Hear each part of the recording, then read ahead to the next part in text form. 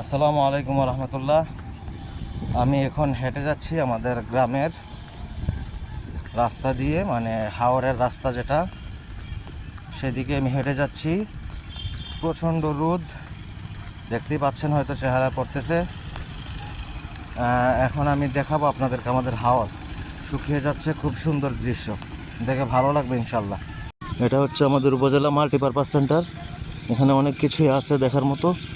অনেকে এটা চিনে, সুনামগঞ্জ জেলার বিশ্বম্বরপুরে অবস্থিত। এটা থানার পাশেই, উপজেলার পাশেই এবং হাসপাতালের একদম কাছে।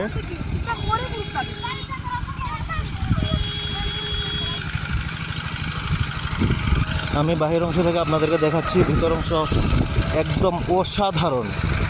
যে একবার এখানে আসছে সে বুঝতে পারছে। আর এই হচ্ছে আমাদের হাওর, দেখতে পাচ্ছেন বিশাল বড় হাওর। এদিকে অনেক বড় হাওর। এখানে এখন মানুষ ধানের বীজগুলো ফালাইতেছে। কিছুদিন পরে হাওরে ক্ষেত চাষ করবে।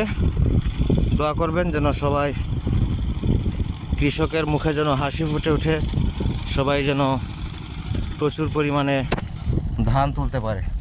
ধন্যবাদ সবাইকে। আসসালামু আলাইকুম।